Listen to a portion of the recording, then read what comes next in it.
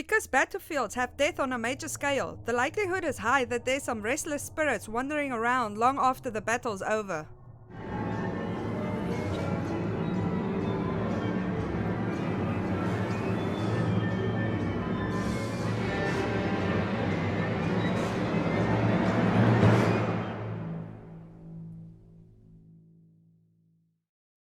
Hello everyone, welcome to Hauntings and History, the show where we discuss hauntings and the histories behind them. If you like this video, don't forget to like and subscribe. Magersfontein Kimberley. A number of factors led to the start of the Second Boer War, most notable of which were the discovery of gold on the Witwatersrand, political tension between Cecil John Rhodes and Paul Kruger, the Jameson Raid, and the Uitlander franchise, which denied voting rights to immigrants coming to mine the gold at Witwatersrand. War was declared on the 11th of October 1899, with the Boer offensive invading the British colonies of Natal and the Cape. They laid siege to the garrisons at Ladysmith on October 12th, Mafeking on October 13th, and Kimberley on October 14th. During this stage of the war, the British suffered devastating defeats, now known as Black Week. The first of these defeats were at the Battle of Stormberg on the 10th of December near Molteno, the Battle of Magersfontein near Kimberley on the 11th of December, and the Battle of Colenso on the 15th of December. After the news of the siege of Kimberley reached the Cape Colony in early November 1899, a British column led by Lord Methuen was sent to Kimberley to aid in lifting the siege. Instead of making it all the way to Kimberley, the Boers met them at the banks of Modderrivier under orders of KwaSula Natal, who noted that fighting the British from hilltops would be a suicide mission and that they should dig in along the banks of the river, instead making the superior British artillery ineffective. The Boer offensive succeeded in pinning the enemy soldiers down until the 9th Brigade successfully flanked the Boers on the right and drove them from where they had been dug in at Rosemead. The 9th Brigade was accidentally shelled by British field artillery, and by nightfall the Boers, now exposed, withdrew further north. De la Rey's eldest son, Adrian de la Rey, had been mortally wounded during the Battle of Magersfontein, and de la Rey, instead of retreating north along with his men, had travelled to Jacobsdal to bury his son. Without the leadership of de la Rey, the Boers initially dug in at Spioenkop. But when de la Rey finally arrived on the 1st of December, he noted that this position would leave the Boers vulnerable to long-range artillery attacks from the nearby Magersfontein hill. He therefore recommended that they should move their defensive position to Magersfontein and entrench themselves at the foot of the hill. The British suffered 700 casualties in the first 5 minutes of the Battle of Magersfontein. When the British mistakenly shelled the slopes of the hill instead of the trenches at the foot of the hill, it alerted the Boers, who in the early hours of the morning opened fire at the Highlander Brigade. The Highlander Brigade scattered in confusion, with some attempting to assault the Boer positions, some falling back, some going to ground and returning fire, and some simply fleeing. Those who got stuck in the barbed wire traps were simply shot down, and any attempts of officers trying to regain control of their troops simply failed. As the sun rose, the pinned down Highlanders became visible, and there they would stay for the rest of the day. Anywhere any one of them moved, they attracted fire from the Boer trenches. This resulted in many of them perishing because of heat stroke. They say if you stand on top of Spincorp on a still night, you can hear the song of a lone piper and see the bobbing lanterns of stretcher bearers looking for their dead and wounded. Isandlwana, KwaSula Natal.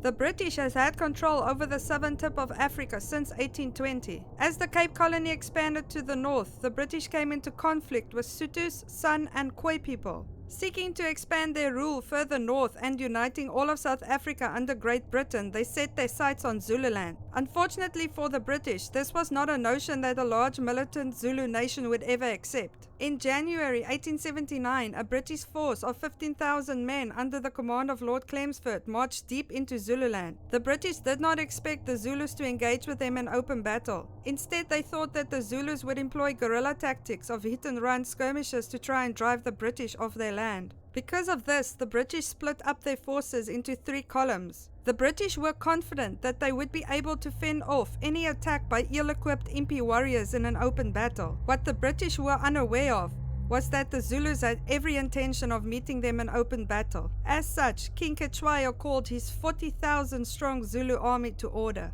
The center column under command of Chelmsford approached Isandlwana. The British, well equipped with food, artillery, ammunition and rifles, were slow to advance, while the Zulus, only equipped with assegais, knopkieries and shields, were light on their feet. Lord Chelmsford, frustrated with the slow pace and confident in the superiority of his men, advanced recklessly and camped without erecting proper defensive structures. Because they didn't expect the Zulus to meet them in open battle, they did not do much with regards to intelligence and scouting the terrain. The Zulus, on the other hand, advanced in 2 columns and sent out reconnaissance scouts that traveled barefoot as to not be heard or seen. For this reason, the British were unaware that the massive camp of 40,000 Zulus were just a couple of kilometers away, while the British only had a single column of 3,500 men, of which only 1,800 participated in the battle. Everywhere the British moved, they were watched by the Zulu scouts on the hills. This time, these scouts did not go unnoticed, and members of the Natal Auxiliary were sent to scout the area. This was where they met the Zulu scouts, and a minor skirmish broke out. Believing that they had discovered the Zulu army, Lord Chelmsford took half of his men and gave chase, drawing Chelmsford and half of his men away from the main battlefield. Back at camp, it was reported to Durnford, who was now in command of the camp at Isandlwana, that there were more warriors in the hills surrounding them. Believing that this was a force meant to flank Lord Chelmsford, Durnford took a small force of cavalry and artillery to shoot them out.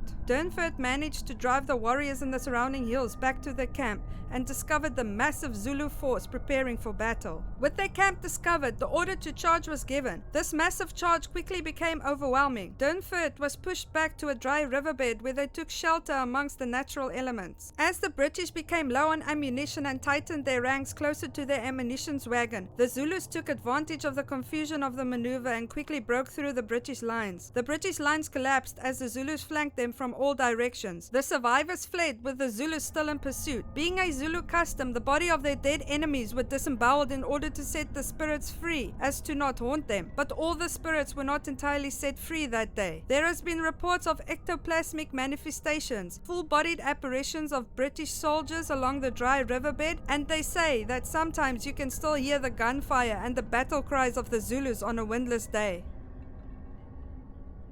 Spioenkop, Ladysmith.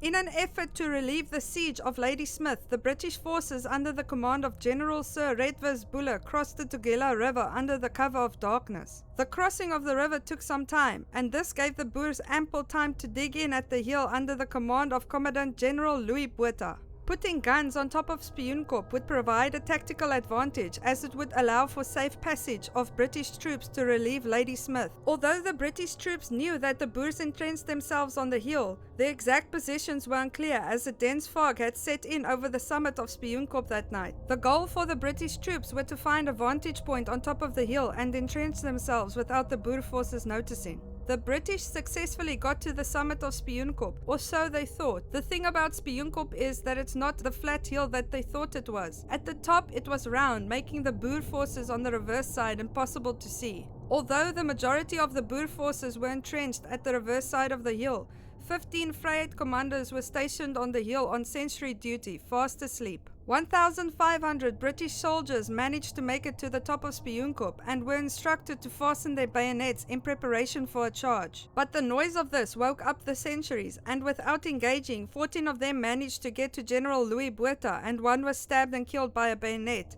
His grave is erected where he fell at the summit of Spioenkop.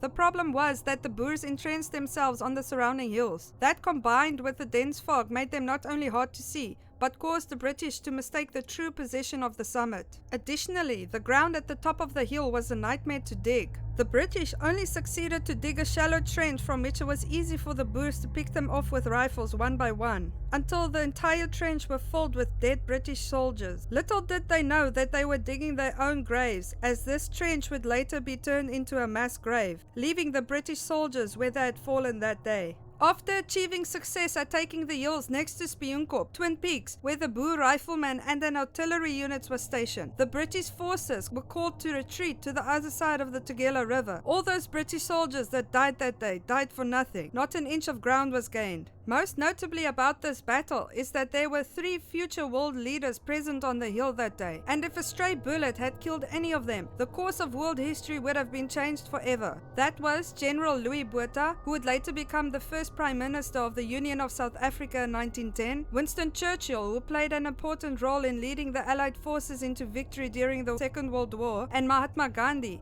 who was the stretcher bearer that had these first feelings of passive resistance on that day. There's a story of a grieving mother of one of the fallen British soldiers that brought a cedar tree sapling to the location of where her son fell in battle. More than a century later, despite having been struck by lightning numerous times, the tree still guards the soldier's grave.